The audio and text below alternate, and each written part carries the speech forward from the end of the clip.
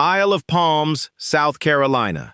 A young mother stands in a courthouse hallway, holding a 10-month-old girl with sandy blonde hair, and she is about to disappear off the face of the earth.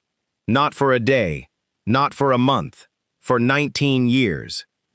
Her name was Dorothy Lee Barnett, and in April of 1994, she took her own daughter and vanished into a life built entirely on false paper, fake names, fake passports, 3 continents, and a secret she managed to keep for almost 2 decades.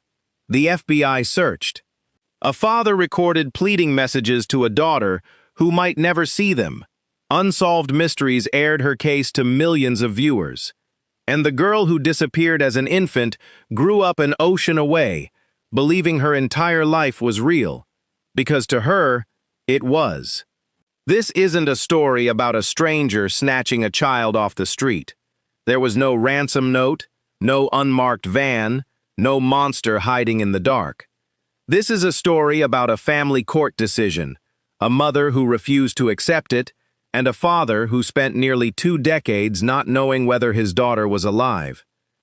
It's a story where almost everyone involved believed, completely, that they were doing the right thing, which is, in some ways, what makes it harder to sit with than a case with a clear villain.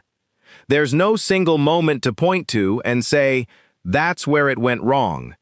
Instead, there's a slow accumulation of decisions, each one defensible on its own, that together added up to 19 years of silence. This is the story of Savannah Todd, and of the mother who decided that the law didn't get to keep them apart. Before we go further, where are you watching from tonight? Drop your city in the comments. 19 years is a long time for someone to stay hidden, and cases like this one are usually cracked not by forensic breakthroughs, but by an ordinary person, somewhere, noticing something that didn't quite add up. You never know who's watching, or what they might remember. Savannah Todd was born on May 6, 1993, in the Charleston, South Carolina area, the daughter of Dorothy Lee Barnett, a flight attendant, and Benjamin Harris Todd III, known to everyone as Harris, a financial advisor. Lee and Harris had met in Charleston back in 1987. They began dating in the fall of 1990, and within a year, Lee had moved in with him. By December of 1991, they were married. By most accounts, the beginning of that relationship was full of promise.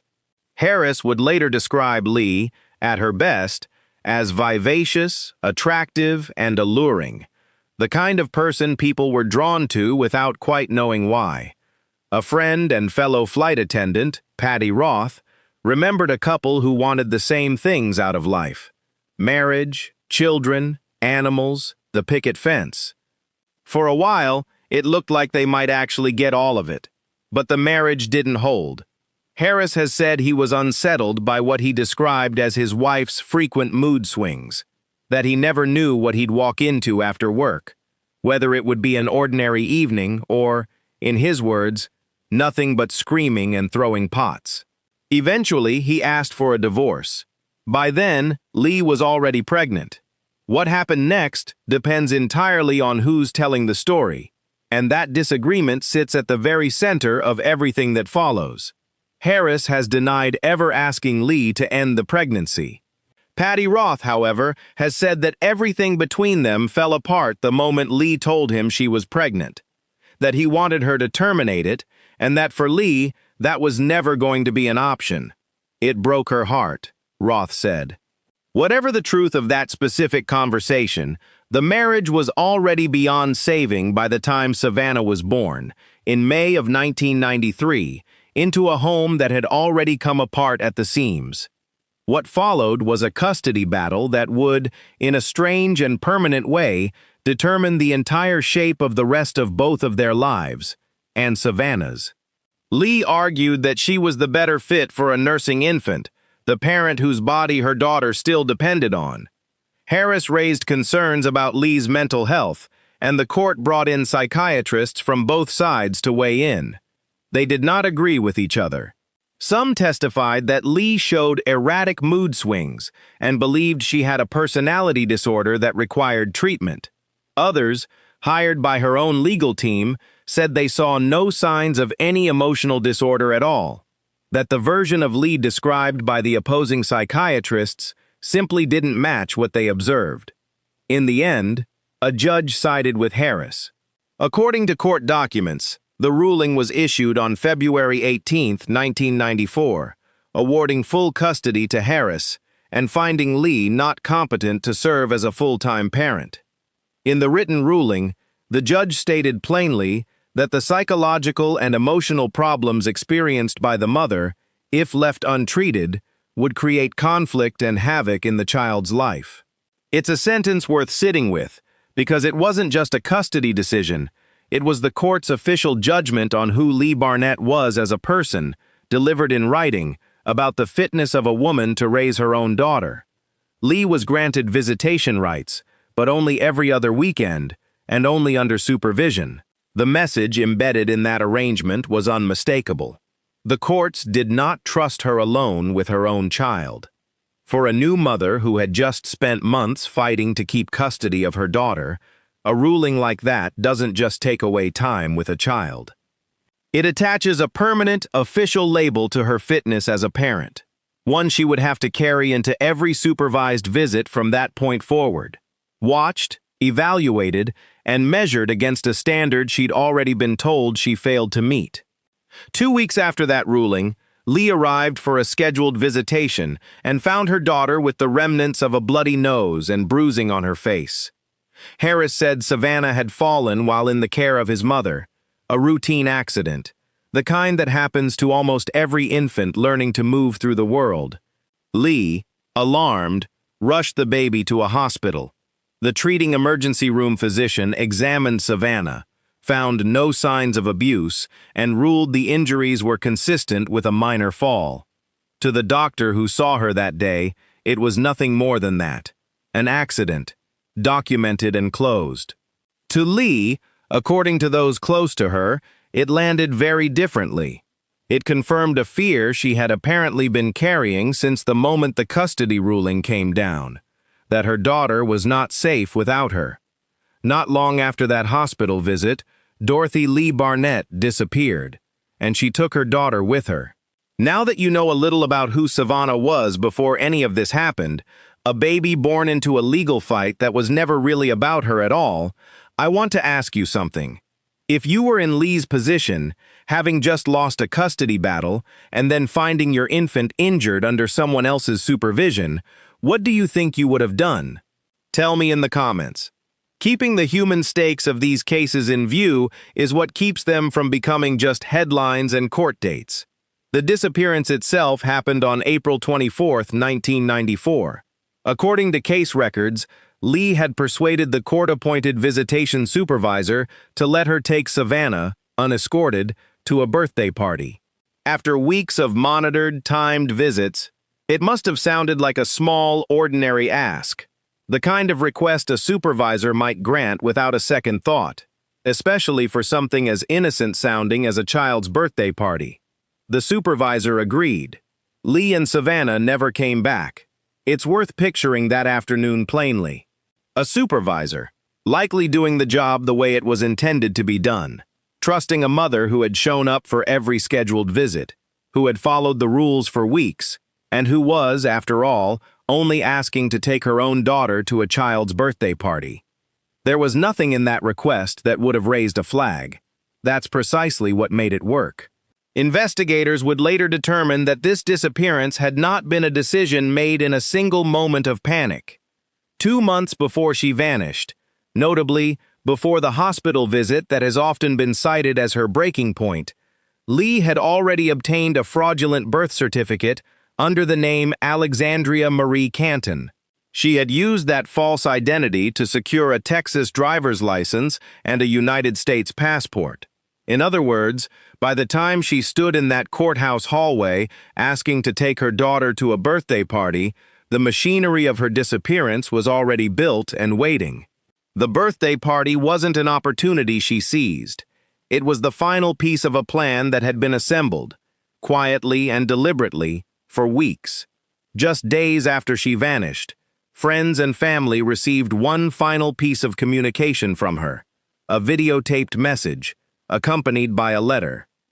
In it, Lee said that she and Savanna belonged together, and that nobody besides God had a right to destroy that. She called Harris a truly evil person and framed her disappearance not as an abduction, but as protection. It was the last anyone would hear from her, directly, for 19 years. When investigators searched the home Lee had left behind on Isle of Palms, they reportedly found crawl spaces built into closets and maps marked with highlighted routes. Physical evidence, if the reporting is accurate, of a woman who had been quietly preparing an exit strategy well before she used it. Some reporting from the time attributed her ability to leave the country undetected to assistance from an underground network that helps people fleeing situations they describe as abusive. That specific claim, however, traces back to a single tabloid report and has not been independently confirmed through official case documentation, court records, or law enforcement statements. It's included here only as a reported detail, not an established fact. What is established is this. Within days of vanishing from South Carolina, Dorothy Lee Barnett and her infant daughter were gone. Not just from Isle of Palms, but effectively from the reach of American law enforcement, for nearly 2 decades. According to later reporting, the two boarded a flight out of Charleston using the fraudulent documents Lee had prepared in advance, first landing in France.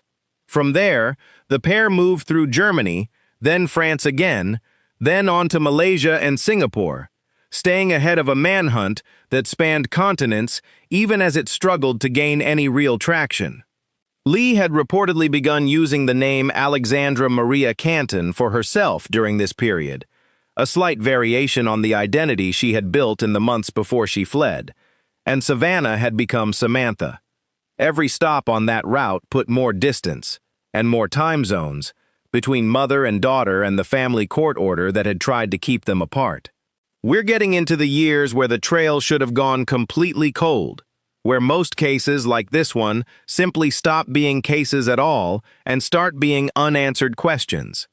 What do you think happened to Lee and Savannah in those first weeks after they disappeared? Drop your theory in the comments before we keep going. For Harris Todd, the disappearance was, in his own words, instant horror, the realization that the most important thing in his life had simply been taken from him, without warning, without a trail, without an ending in sight.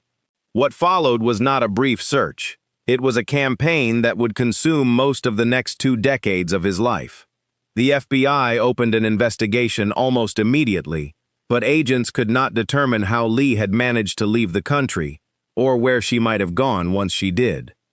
There was no trail to follow under her real identity, no credit card activity, no paper trail leading anywhere useful. The fraudulent documents she'd prepared in advance had done exactly what they were designed to do: erase her. Harris has said he poured everything he had and everything he could borrow into the search for his daughter. He recruited the help of John Walsh, host of America's Most Wanted, who recorded a public service announcement asking viewers for any information about Savannah's whereabouts. The case was also featured on Unsolved Mysteries, reaching a national audience that had, by the 1990s, become accustomed to helping crack cold cases from their living rooms. Investigators also worked with age progression technology, releasing a computer-generated rendering of what Savannah might look like as a teenager, in the hope that someone, somewhere, might recognize a face she hadn't grown into yet.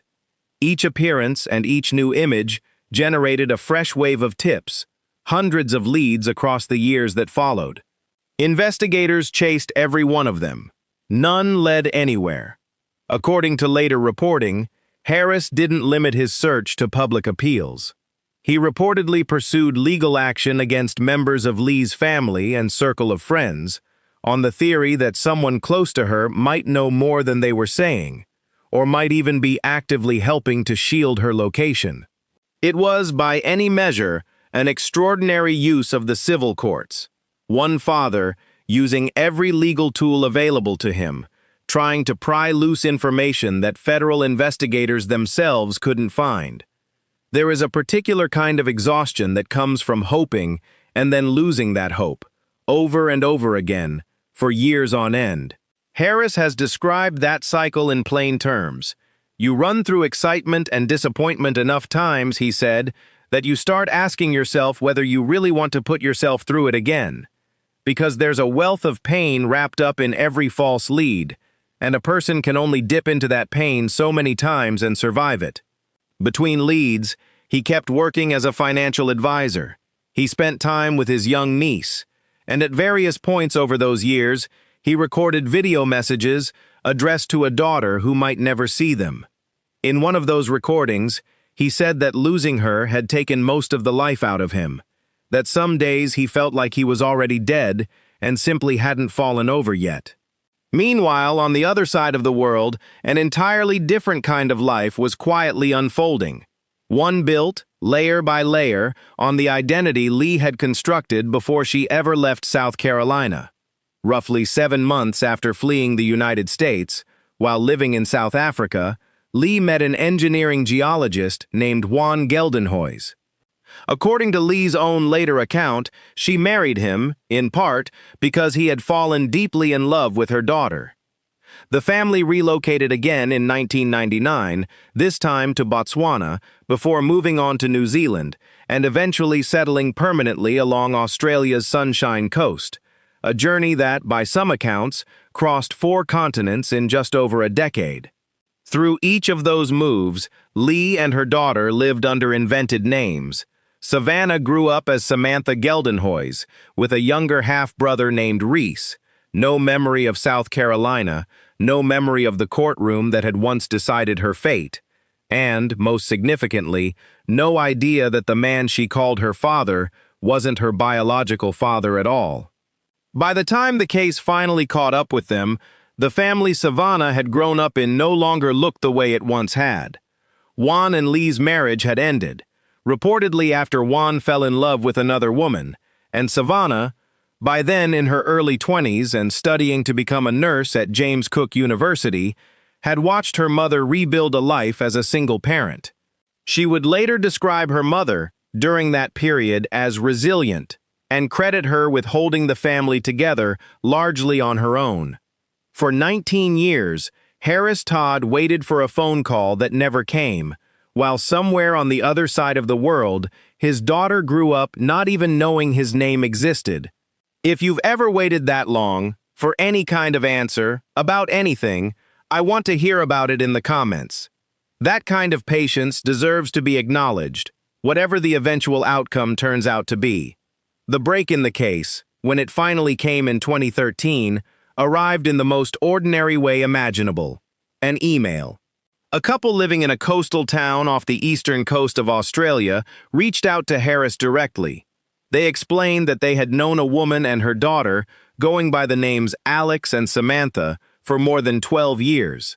Whether it was an accumulation of small inconsistencies over more than a decade of friendship, or something more specific that finally clicked into place, the couple had made a connection between the family they knew and the case they'd apparently come across. They sent Harris a photograph of the mother and her now-grown daughter. He recognized Lee immediately. He has described that moment as leaving him completely floored, the strange, disorienting gift of finally having a picture of the daughter he hadn't laid eyes on since she was an infant, now a young woman he had never met and knew almost nothing about. He passed the lead to the FBI without hesitation. But recognizing a face in a photograph wasn't enough, on its own, to bring 19 years of searching to a close. It would take nearly 2 more years of coordination between the FBI, the United States State Department, and the Department of Justice to secure a provisional arrest warrant that Australian authorities would actually be able to act on. International cases like this one move on the legal machinery of 2 separate governments simultaneously, and that machinery moves slowly, even once the facts are no longer seriously in dispute, even once a father has a photograph in his hands. We're right at the edge of the moment this case finally broke open. after 19 years of near-total silence. What do you think it took to actually track her down, after nearly 2 decades of nothing? Drop your guess in the comments before you find out what really happened. On November 4, 2013, Dorothy Lee Barnett was arrested in the coastal Queensland town she had called home for years. She was charged federally with international parental kidnapping and with making false statements on passport applications. Charges directly tied to the fraudulent identity documents she had used years earlier to re-enter and exit the United States under the name Alexandria Marie Canton. She was held in Australian custody while authorities on both sides of the world pursued her extradition back to the United States. For Savanna, who at that point had spent virtually her entire conscious life as Samantha Geldenhuys, the arrest didn't just take her mother into custody. It dismantled her entire understanding of her own identity in the span of a single phone call. According to Lee's own recollection of that call, she told her daughter they had never had contact with family or friends in the United States for a reason, that she had been married before, that she was about to go to jail, and that she had done what she'd done to keep her safe. Savannah has said her immediate response was to ask whether that meant the man she'd always called Dad wasn't actually her father. He wasn't. Both women have said they cried on the phone together as that reality set in. FBI agents reportedly sat down with Savannah in person shortly afterward to walk her through the rest of what the arrest meant, while her mother was transported to a jail in Brisbane. By her own account, the timing could hardly have been worse. Juan, the man she had believed was her biological father for her entire life, had died of bone cancer only about a week before the arrest. Nothing about her legal name, the birthday she'd grown up celebrating, or her paternity was what she had believed it to be for her entire life. And yet, when she spoke publicly about her childhood afterward, she did not describe it as a captivity or anything close to one. She described a normal life, friends, animals, an education, dance lessons, piano lessons, a mother, a father, a brother, a house, and, in her own words, everything they possibly could have afforded her. She has said, repeatedly and on the record, that she does not consider herself a victim. She has also said that she never once witnessed the kind of mental health struggles that had been so central to the 1994 custody case, the very struggles that led her mother to flee with her in the first place. Unless her mother had undergone some complete and total transformation, she said, the woman described in those old court proceedings simply wasn't the mother who raised her. Lee was extradited to Charleston, South Carolina, in the fall of 2014 to face the charges against her. She pleaded guilty to all 3 federal counts. She was sentenced to 21 months in federal custody, to be followed by 2 years of supervised release, a period of court oversight that continued until 2017. In the aftermath of the arrest, Savannah went looking for the truth herself, rather than accepting either parent's version of events at face value. She has said she read through court transcripts from the original custody case, along with a diary her mother had kept for years, one that reportedly opened with a note addressed directly to her, explaining that it was written so that, someday, she might come to understand her mother. Savannah has said that after reviewing all of it, she found that virtually every characteristic attributed to her mother during the original custody proceedings didn't match the person she knew. Every single one, in her words. She also said she wrote her father an 8-page letter, asking him directly why he had described her mother in court as violent or mentally ill. None of what she read, she has said, changed how she felt about her mother, who she described as the most important person in her life, then and now. Savannah, for her part, did not distance herself from her mother during any stage of the legal proceedings. She traveled from Australia to Charleston to support Lee through her court appearances, standing publicly by the decision her mother had made 19 years earlier, even as she herself was still absorbing everything that decision had actually cost her. A biological father she had never known existed, an identity built entirely on paperwork that wasn't hers, and a childhood she now had to look at through an entirely new lens. As we head into the final chapter of this story, I want to know, does the way Savannah responded to all of this surprise you? Tell me what you think in the comments. Sometimes the way a person processes the truth of their own history says just as much about a case as the legal facts ever could. Harris flew to Australia, hoping, finally, to meet the daughter he had spent nearly 2 decades searching for. She wasn't ready. At the time, she was in college, still working through the layers of everything she'd learned about her own life, and the meeting simply didn't happen on that trip. He returned to the United States without seeing her. Eventually, though, Savannah decided she needed to see him for herself.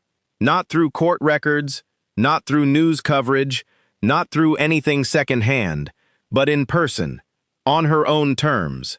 She has said she felt she needed a mature adult relationship with him, one where she could form her own judgment about who he actually was, rather than relying on what she'd been told for 19 years by either side of a story she'd only ever heard secondhand. She has been careful about the terms of that relationship, saying she could only build something real with him once she was fully certain there was no revenge or spite behind it, on either side. When they finally did meet, at his home a few years after her mother's arrest, she described the encounter as natural and pleasant. Harris later recalled giving his daughter a hug and showing her the room in his home where her crib still stood, left exactly as it had been the day she disappeared.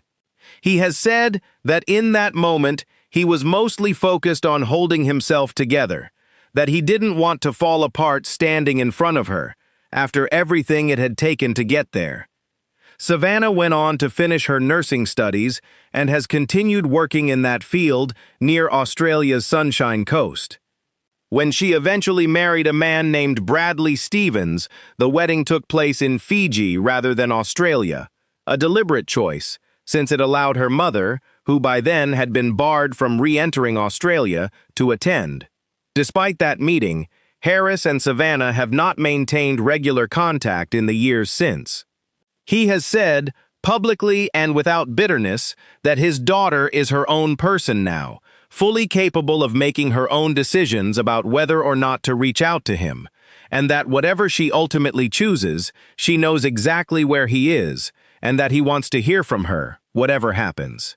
As for Lee, after completing her sentence and finishing her supervised release in 2017, she has continued trying, from a distance, to rebuild some kind of connection to the country where her daughter still lives. Reporting has indicated that Australian authorities have, at least as of recent years, declined to allow her to return to the country, leaving her separated once again from the daughter she once crossed 3 continents and constructed an entirely false identity to keep close. She has described that ongoing separation as devastating, saying she tries not to get her hopes up about the possibility of reunion, because when those hopes don't materialize, it tears at her all over again.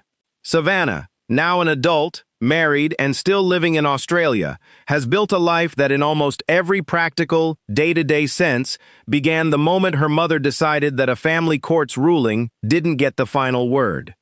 Whether that decision was, in the end, an act of protection or an act that stole 19 years from a father who did nothing but love a daughter he couldn't find, is a question this particular case never fully resolves, no matter how many times it's told. Both things, strange as it sounds, can be true for different people living inside the very same story. There was no murder here. No body was ever found, because there was never a body to find. What Savannah Todd's case leaves behind instead is something quieter, and in its own way, just as unsettling. A reminder that a single family court ruling, a set of carefully prepared false documents, and one desperate decision made in a moment of fear can rewrite the entire course of a child's life before she's old enough to have any say in it herself. It's also a case that resists the tidy categories true crime stories usually fall into. There is no villain here in the traditional sense, no one hiding in the shadows, no one who set out to hurt a child. Instead, There are two people who each believed, with total conviction, that they were the one protecting Savannah, and a legal system that could only ever fully agree with one of them at a time. Harris spent 19 years grieving a daughter he had every legal right to raise. Lee spent 19 years building an entire false life around the belief that she was the only one who could keep that same daughter safe. And Savannah, the one person in this story who never got a say in any of it, grew into an adult who has had to reconcile both of those truths inside a single, ordinary life. Nursing shifts, a marriage in Fiji, a mother she loves without reservation, and a father she keeps at a careful, respectful distance. Somewhere in Australia today, a woman who spent 19 years believing her name was Samantha Geldenhuys is living that life on her own terms, still working out exactly what to make of the two people who made all of those choices for her before she could speak a single word for herself. Every case deserves an answer. Every family deserves the truth. If you'd like to see more cases researched and told with the same care, consider subscribing to The Silence Evidence.